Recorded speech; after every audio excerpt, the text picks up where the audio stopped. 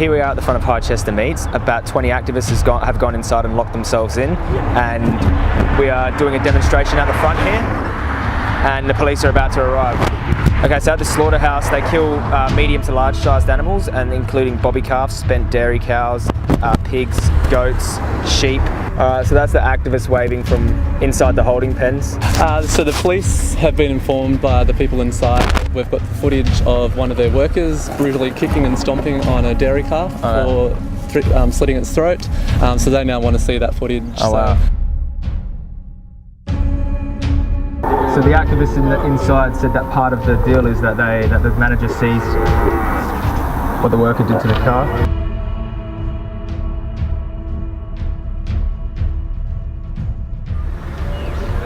Who's been videoing this? You obviously don't understand how the system works. Very good, you've seen the footage? Yeah.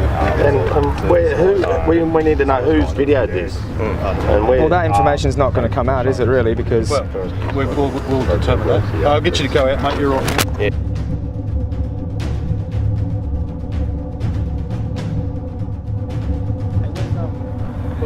Okay, so was it the part where he was stomping on the calf on the floor? Yeah. Okay, they didn't seem to see an issue with that because they said that the calf was already dead, but the calf clearly wasn't dead.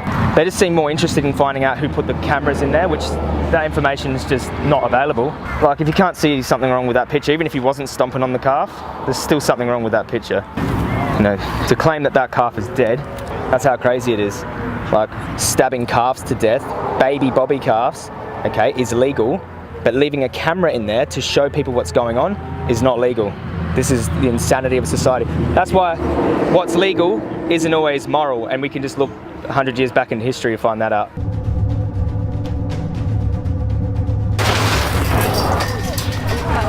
Oh mate, you're a legend, aren't you, bro?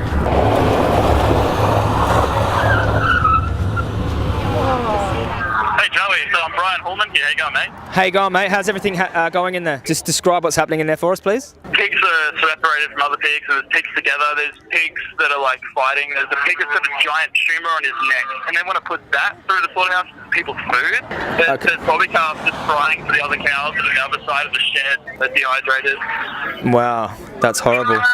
Horrible. I showed the slaughterhouse manager the man stomping on the calf, and he didn't see an issue with it. He didn't care. He didn't see an issue with it. He said the calf's already dead, even though the calf was clearly still kicking. That's disgusting. Yeah. All right, keep up the amazing work. Thanks, Charlie. We'll be out here waiting for you. Now, I understand what we're trying to hammer home with this slaughterhouse manager here is an issue of welfare, of cruelty inside of a place like this, but that's not what veganism's about. Obviously, it's about the use of the animals altogether. We shouldn't be using them, we shouldn't be exploiting them at all. Even if they adhered to the welfare guidelines by the T, it's the bolt gun in their head that's the problem. It's the use of the animals' bodies that's the problem. It's the mass breeding, forcible impregnation. It's, you know, keeping in these pens and just sticking them in the slaughterhouse. We oppose all slavery, all injustice, and, you know, all animal use.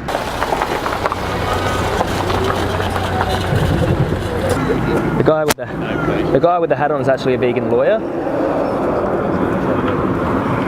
Just making sure everything's, you know, everyone's getting their rights adhered to. I think it's important that we do have eyes and people here at the front of these places, so it just brings awareness to what's happening in here. That's why people think just standing out the front of a slaughterhouse doesn't do anything, but it does when we've got social media and a channel to spread this on. And why do you do this? For animals, because I think what's happening in there shouldn't happen to any living being that is sentient and feels pain and wants to live. And, you know, we live in a society of human beings that expect liberty, we expect freedom, we expect a certain, you know, moral treatment as human beings, but we deny that moral treatment to other sentient beings, and I think it's the height of hypocrisy, and, you know, it's an injustice on a massive scale.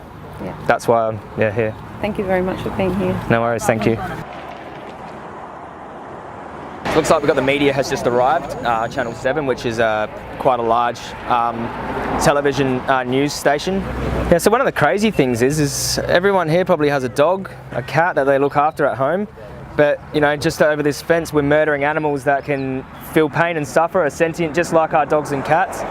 And no one seems to care about these animals because they've been labelled as objects, as slaves, as, you know, units of production. So they're making money, and it's an industry that shouldn't exist, but no one really thinks about what's going on in those animals' minds, but they would if they were dogs, because you can just see the uproar and the outrage from Yulin Dog Festival, where you see dogs in cages getting their paws cut off, getting boiled alive, and everyone screams bloody murder, but as soon as it's pigs, cows, chickens, lambs or fish, no one seems to care, and we look like the crazy ones because we're speaking up against it. But sooner or later, like I said in my last video, we'll be the majority, and people are going to start waking up, because injustice like this can't last forever, although it can last a very long time. And I think like every individual here, no matter if they're working within it, have an animal that they care about, and they have a massive double standard in their life that I think they'll start to realise.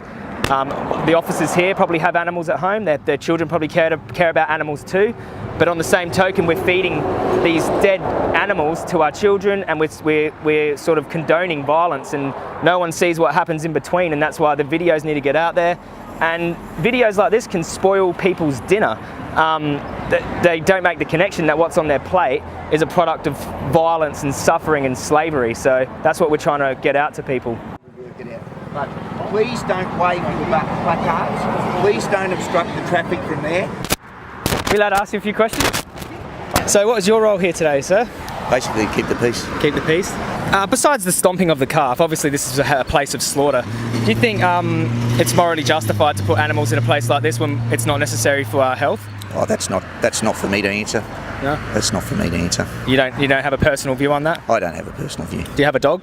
Pardon? I've got 4 dogs. 4 dogs. So you know that they feel pain, suffer, and sentient? As I said, my personal view on this, I don't think is relevant. But you can see how we're a society that cares about animals, yeah? Oh, we all care about animals. Yeah. But do you think we draw an arbitrary line between animals we care for? With respect, my job is to enforce the law, and that's what I'm trying to do here today. My personal thoughts about what occurs isn't relevant. I'm here to do a job, and that's what I'm trying to do. Yeah. You're good at this, yeah? Not answering questions. But so obviously what's been legal in the past hasn't always been moral, yeah? If we look a couple of hundred years ago? As I said, that's your opinions. What my opinions are is basically irrelevant. It gets down to what the law is at the moment. Yeah. Thank you, good folk. I appreciate it. And be extremely careful walking on the highway, because I don't want you to get hit and killed. Okay. Thank you, good folk. Much appreciated. Thanks, mate. If it was your dogs in there, though, you'd be pretty upset, yeah? We don't eat dogs. Yeah, but Chinese people do. It's like that old officer's been in the game a bit too long, and he knew how to answer those questions, but hopefully we've got his mind ticking over a bit. He's got 4 dogs and he loves and cares about, but he's defending the slaughter of these animals. The camera lady just told me that the reason that these grates are there are so the animals can't escape. So there's fences all here that they can't get through, but if that gate is open, the grate here stops the animals from running away. How crazy is that? So that if they do try to escape, certain death, they don't even have a way out.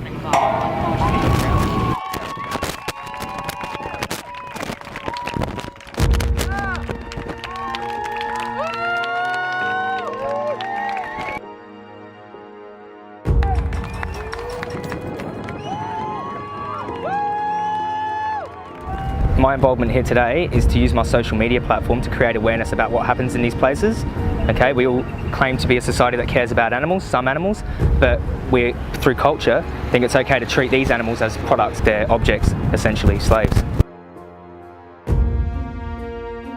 What was your reaction when you saw the footage that you taken? Well, I wasn't surprised. I've seen a lot of footage like that, and places like this, they have a level of violence as a baseline. So if you're stabbing animals all day in a place like this, seeing a calf get stomped on the floor, you'd be that desensitized to it, you wouldn't even think that it's wrong. I mean, places like this shouldn't even exist. Workers like this are under horrific conditions where they're seeing violence every day, all day. So for a worker to be conditioned to such violence and then to stomp on a calf, I can fully understand why that happens. It's these environments that cause this violence.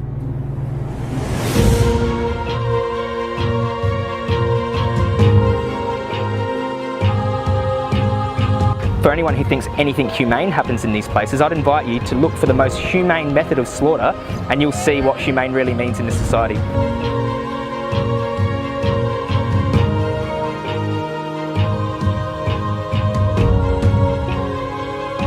What should happen to this employee?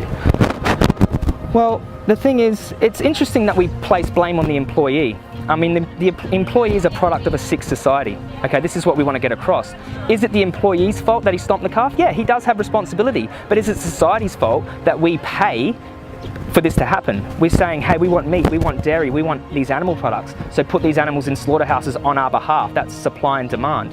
What was the owner's reaction when you confronted them with the footage? Well, I wasn't surprised. The manager didn't think there was anything wrong with it. He maintained the position that the calf was already dead, even though the calf was kicking. I'm well aware the calf had been bolt gunned in the head, but how do they know how conscious the calf still is if the legs are still kicking? And still, for a worker to be stomping a calf at that point, it would make anyone sick. I mean, I think if we bring this footage out and show the public, would they really want to be consuming this violence?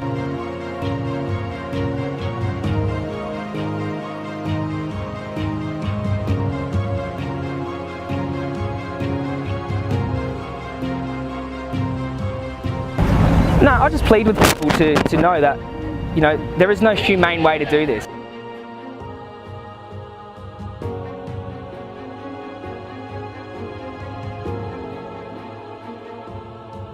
Go vegan! Do you agree that animals have moral value? They feel pain and suffer. Of course they do. So do you think it's justified that we put them in a slaughterhouse, but when they don't want to go in there, they don't want to die? We know. We don't ask them. Well, how do you know your dog doesn't want to die? Yeah.